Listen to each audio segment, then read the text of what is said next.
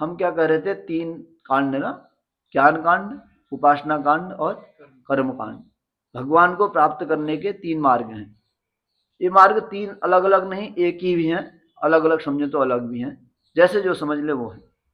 और भगवान को प्राप्त करने के इसके अतिरिक्त कोई मार्ग नहीं है। या तो आप ज्ञान से भगवान को प्राप्त कर सकते हैं, या आप कर्म से प्राप्त कर सकते हैं, या भक्ति से। और भगवान क्या है वो हम पूर्व की श्रृंखला में बता चुके हैं ना।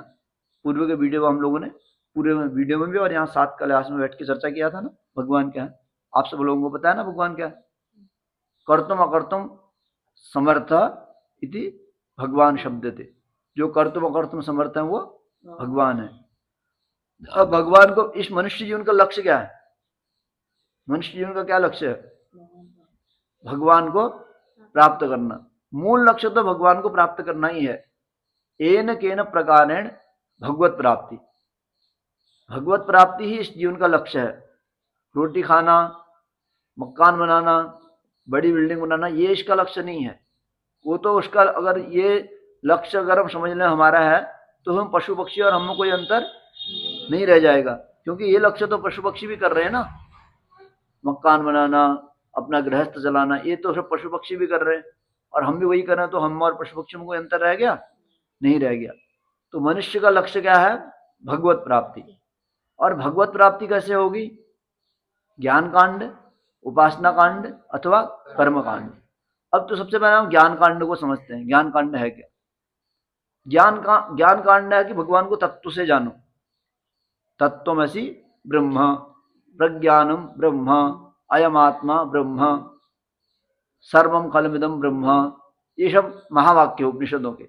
इन वाक्यों के द्वारा हम भगवान को जाने और तत्व से जाने। जैसे 24 तत्व बताए, किसी में 22 तत्व बताए, और पंच जो पूरा संसार बना अष्टधा प्रकृति से बनाया। भूमि रापो नलो वायु खम मनो बुद्धिरेव च अहंकार एतियम में भिन्ना प्रकृति अष्टधा। अष्टधा प्रकृति है, पंच तन्मात्राएं हैं। ये ज्ञान कांड के अंतर्गत आ गई। सारा वेदांत का जितना विषय है वो किसके अंतर्गत आ गया? ज्ञान कांड के अंतर्गत। और उपासना कांड के अंतर्गत क्या आएगी? भक्ति। जो भी हम भगवान की भक्ति करते हैं वो किसमें आ गई? उपासना कांड। उसमें कोई आपको रोक टोक नहीं, भगवान की शरणागति है सहजता में, सरलता में। जैसे शबरी माता है ना, शबरी माता को क्या, वो सहज भक्ति, उनने उपासना की भगवान की। जब तक भगवान आए नहीं, गुरु वाक्य पर निष्ठा, गुरु वाक्य पर, शास्त्र वाक्य पर निष्ठा। जो गुरु ने कह दिया, जो शास्त्र ने कह दिया, जैसे तैसे भक्ति भाव से उसमें चले गए। वृंदावन में क्या, भगवान भक्ति के भी 2 पुत्र हैं, ज्ञान और वैराग्य। भक्ति के कितने पुत्र हैं? ज्ञान और वैराग्य। तो ज्ञान भी भक्ति से उत्पन्न होता है और वैराग्य भी भक्ति से उत्पन्न होते हैं। 2 पुत्र हैं। अगर भक्ति प्रबल होगी, दृढ़ होगी, तो ज्ञान अपने आप प्रबल हो जाएंगे, और ज्ञान प्रबल हो गए तो वैराग्य अपने आप प्रबल हो जाएगा। जहां ज्ञान और वैराग्य जग गया तो वहां भगवत प्राप्ति स्वतः हो जाएगी। जब ज्ञान और वैराग्य हो जाता है तो भगवत प्राप्ति भी हो जाती है। तो भक्ति बहुत चरम सीमा है उपासना कांड। और कर्म कांड सबसे अधिक मंत्र किसमें है? कर्म कांड में। और ज्ञान कांड और उपासना कांड में कम मंत्र हैं। कर्म कांड, कर्म का विधान बहुत बड़ा है। वो कर्म कांड, कर्मण्येवाधि कारस्ते माफलेषु कदाचन माँ कर्मफल हेतुर्भु माते संगोस्त कर्मणि। भगवत गीता में भगवान ने तीनों कांडों का उपदेश दिया है। भगवत गीता जो है ना, एक किताब, धार्मिक ग्रंथ तो है ही है। धार्मिक ग्रंथ के साथ साथ मोटिवेशन समझते? जो डिप्रेशन में चले गया उसको डिप्रेशन से निकालने का भी संदेश है। अर्जुन क्या डिप्रेशन में चले गए। जब महाभारत युद्ध हो रहा है, बीच युद्ध में भगवान को बोलते हैं अब मैं युद्ध नहीं करूंगा। क्या बोलते हैं? मैं युद्ध नहीं करूंगा। गुरु न हत्वा ही महानुभावान श्रेय भोक्तुम भैक्ष मपीह लोके हत्वार्थ कामान गुरु ने हेवा वंजीय भोगान रुधिर प्रदग्नान। भगवान को ही उपदेश देते हैं कि मैं गुरु को मार के इस कीर्ति अपकीर्ति का क्या करूंगा। तब भगवान उनको बोलते हैं कि तुम न किसी को मारने वाले हो न तुम किसी को बचाने वाले, तुम तो केवल कर्म करो। कर्मण्येवादि कारस्ते मां फलेषु कदाचन। फल पर तो तुम्हारा अधिकार है ही नहीं, फल पर किसी का अधिकार है ही नहीं, हमारा केवल कर्म पर अधिकार है। तो अर्जुन को डांटते हैं, कार्पण्य दोषो पहत स्वभावो पृच्छामि त्वां धर्म समूर्ण चेता यच्छ्रेयस्या निश्चितम ब्रूहि में शिष्यस्ते हम साधिमाम त्वां प्रपन्नम। फिर अर्जुन जो है भगवान की शरणागति लेते हैं, ऐसे ज्ञान नहीं देते हैं। जब भगवान के क्या बोलते हैं, शिष्यस्ते हम साधिमाम त्वां प्रपन्नम, क्या शिष्यस्ते हम साधिमाम त्वां प्रपन्नम, हे भगवान मैं आपका शिष्य हूं, अब आप मेरे सही गलत का मार्ग पथ प्रदर्शन करें। तब जाके भगवान जो है उनको ज्ञान का उपदेश करते हैं। और ज्ञान का उपदेश कैसी स्थिति में कर रहे हैं, जहां सबर रणभूमि है, इधर कौरवों की उतनी विशाल सेना, इधर पांडवों की उतनी विशाल सेना, उस विशाल सेना के बीच में युद्ध के क्षेत्र में ज्ञान का उपदेश दे रहे हैं। किसका उपदेश दे रहे हैं, ज्ञान का उपदेश दे रहे हैं, तत्व ज्ञान का, कर्म का, भक्ति का, सारे सारे दिए ना, अलग संन्यास का, कर्म संन्यास योग नाम। कितने गीता में कितने अध्याय हैं, 18 अध्याय। 18 अध्याय में हर अध्याय अलग अलग विषय का है, विश्व रूप दर्शन का। तो सारा 18 अध्यायों का ज्ञान भगवान उनको, अर्जुन को बीच युद्ध की परिस्थिति में बता रहे हैं। अब उस स्थिति में बता रहे हैं जिस स्थिति में अर्जुन न संशयात्मा है, क्या है, संशयात्मा विनिश्यति, संशयात्मा विनिश्यति, संशय की स्थिति में है। संशय की स्थिति में ही व्यक्ति को दृढ़ बनाना होता है, जो अर्जुन को दृढ़ बनाते हैं भगवान। और यत्र योगेश्वर कृष्ण तत्र पार्थो धनुर्धर तत्र श्री विजयोर्भूतिर ध्रुवानीतिर मतिर्मम, ये भगवद गीता का आखिरी श्लोक, लास्ट श्लोक है। फिर भगवान उसको इतना दृढ़ बनाते हैं कि इतना दृढ़ बनाते हैं कर्म पर, भक्ति पर, ज्ञान पर। फिर अर्जुन जो करते हैं वो एक अमूल्य धरोहर हो जाती है, आज भी हम उसके सीखने को लेते हैं। तो भगवद गीता केवल इतना ही ज्ञान नहीं है कि एक धार्मिक ग्रंथ है, भगवद गीता तो एक हमको धर्म जीना सिखाती है, कर्म करना सिखाती है, हम कैसे जिएं, कैसे अपने काम को करें, किस मार्ग पर चलें, पूरे जीवन जीना हमको भगवद गीता सिखाती है। इसलिए अगर हमारे सब्जेक्ट में भगवद गीता ऐड हो जाए तो हम पूरा जीवन जीना सीखते हैं भगवद गीता से। भगवद गीता केवल पूजा पाठ तक का ही सीमित ग्रंथ नहीं है। तो हम क्या कह रहे थे, 3 कांड हैं, ज्ञान कांड, उपासना कांड और कर्म कांड।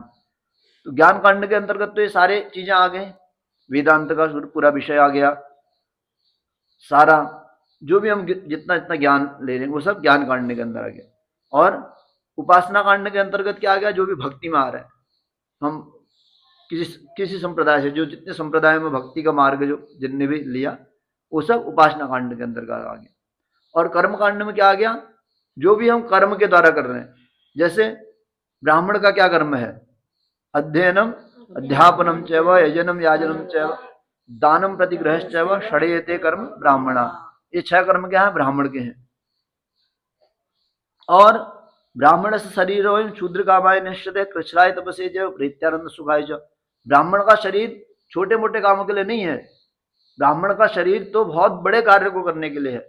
बड़ा कार्य क्या है, ये तीनों त्रिविध प्रकृति है। प्रकृति कितने हैं, त्रिविध, आदि दैविक, आदि भौतिक, आध्यात्मिक। 3 चीज इस प्रकृति से, जो भी पूरी प्रकृति, पूरा विश्व ब्रह्मांड हम देख रहे हैं, इसमें 3 चीजें हैं। एक तो आदि दैविक है, एक आदि भौतिक है और एक आध्यात्मिक है। आध्यात्मिक स्तर से आदि दैव में आता है, आदि दैव से फिर आदि भौतिक में आता है। कोई भी कार्य हो रहा है तो सबसे पहले आध्यात्मिक क्षेत्र पर हो रहा है, हमारे ऊपर हो रहा है। हम जो भी बोल रहे हैं, वाणी का असर भी सबसे पहले अपने ऊपर ही उसका प्रभाव पड़ रहा है। आदि आध्यात्मिक, आध्यात्मिक का मतलब अपने ऊपर, अपने जो परावाणी है। जो वाणी भी बोलते हैं तो वाणी के भी 4 स्तर हैं, परा, पश्चंती, मध्यमा और वैखरी।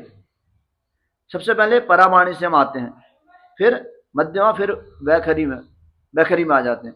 तो जैसे हम आध्यात्मिक क्षेत्र पर कुछ चीज कर रहे हैं तो फिर क्या हो रहा है, आदि दैविक को बदल रहा है। आदि दैविक मतलब जितने भी देवता लोग हैं, हम भगवान कृष्ण की पूजा कर रहे हैं, संसार में जितने कुछ, तो ये सब मंत्र के, ये देवता लोग किसके अधीन होते हैं, आदिदेव कितना मंत्र के अधीन है, किसके अधीन है? मंत्र। और मंत्र किसके अधीन है? मंत्र ब्राह्मणों के अधीन है। मंत्र ब्राह्मण, मंत्र ब्राह्मणयोर वेदनाम ध्येयम। क्या है? मंत्र ब्राह्मणयोर वेदनाम ध्येयम। मंत्र ब्राह्मणयोर वेद नाम ध्येयम। वेद नाम की संज्ञा भी मंत्र और ब्राह्मण से है।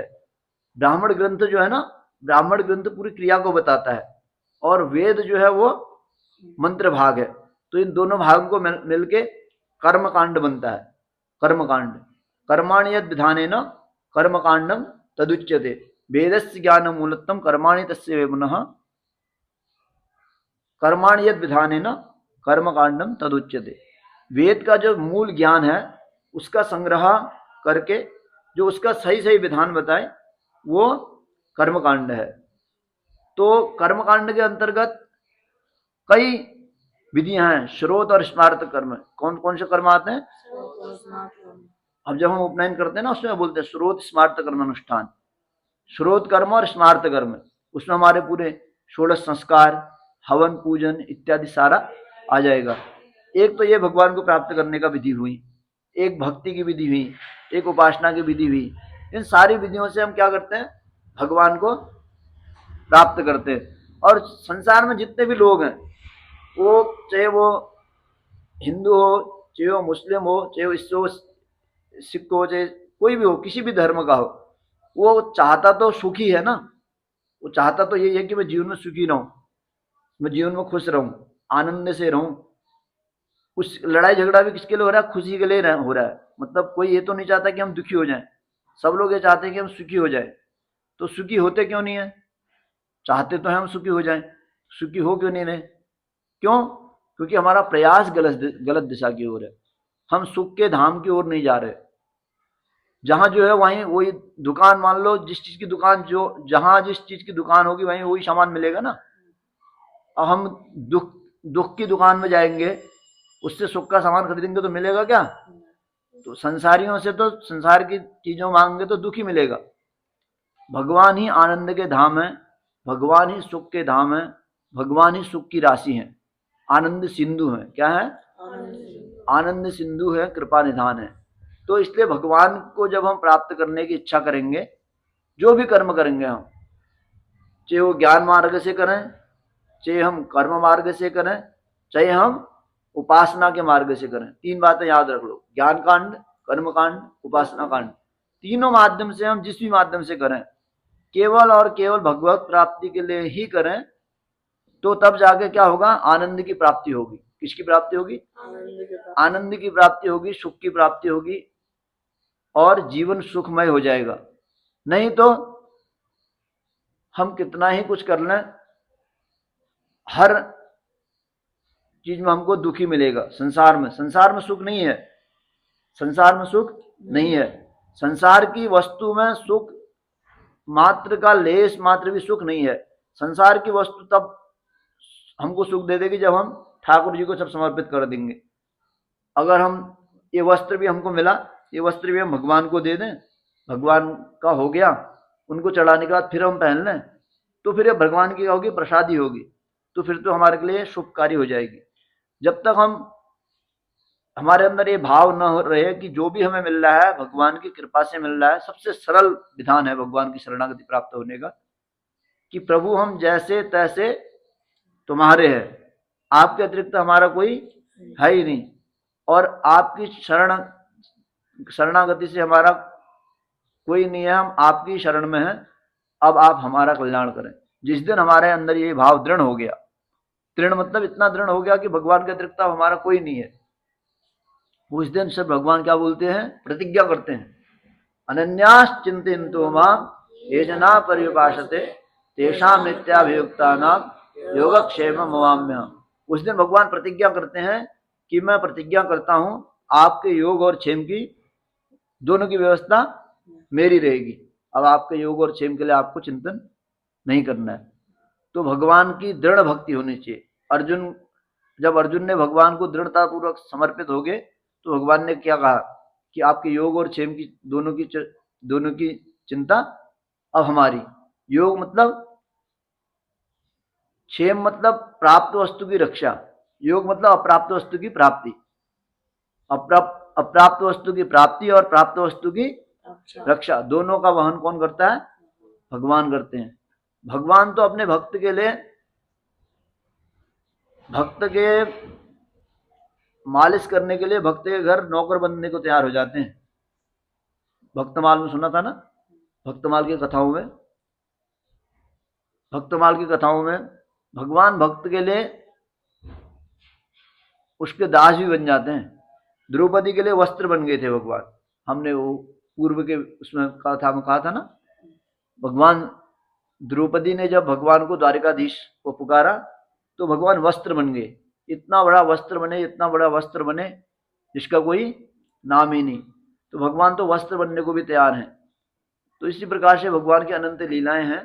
तो आज का जो विषय था वो क्या था? भगवान को प्राप्त करने के मुख्य 3 मार्ग हैं, ज्ञान कांड, कर्म कांड, उपासना कांड, और इन तीनों को प्रतिपादित करता है वेद। इसलिए कहा वेद प्रणहितो धर्मः अधर्मस्तद विपर्ययः। वेद जिसको प्रणहित करता है वही धर्म है। इसलिए वेद के अतिरिक्त कोई भी आचरण होगा तो वो अधर्म की संज्ञा में आ जाएगा। इसलिए शास्त्र के स्वयं भगवान भी शास्त्र के विरुद्ध कोई बात कहे, बुद्ध भगवान ने कही विरुद्ध, तो उस बात को हम नहीं मानेंगे, फिर हम उसको भगवान नहीं मानेंगे। वहां से शास्त्र के सम्मत जितनी बातें कही तो ही भगवान की वार्तालाप। शास्त्र के विरुद्ध यदि कुछ कह दिया तो वो तो फिर भगवान की बात भी मान्य नहीं होगी। हमारी सनातन परंपरा, भारतीय परंपरा, शास्त्र के अतिरिक्त हमारा कोई नहीं है। शास्त्र ही हमारे भगवान को भगवान कौन बनाता है? शास्त्र बनाते हैं। शास्त्री भगवान को भगवान बनाते हैं। शास्त्रों की विधि से हम पूजा होती है। इसलिए शास्त्र में जो कहा है अक्षरशः वही भगवान को प्रतिपादित करते हैं। इसलिए कहा ना, अर्चकस्य प्रभावेन शिला भवति शंकर। तो कई सूक्तियां हैं, कई मंत्र हैं। तो कहने का भाव केवल इतना था कि शास्त्र के विरुद्ध कोई भी बात कहे, चाहे कोई कितना ही बड़ा व्यक्ति हो, चाहे स्वयं हम हो, चाहे गुरु जी हो, चाहे हमारी पूरी गुरु परंपरा में कोई भी व्यक्ति हो, यदि वो शास्त्र के विरुद्ध कोई बात कहता है तो उसका आचरण में एकदम नहीं लेना है। शास्त्र के सम्मत जो बात है वही आचरण में लेनी है। ठीक है? तो आज का वीडियो केवल इतना था। ज्ञान कांड, कर्म कांड और उपासना कांड, ये तीनों अलग नहीं है, एक ही है। जिस भी मार्ग से हम भगवान को प्राप्त करना चाहेंगे उस मार्ग से भगवान हमें प्राप्त हो जाएंगे। हमारी निष्ठा दृढ़ होनी चाहिए। तो ठीक है, अगले वीडियो में मिलते हैं। जय जय श्री सीताराम।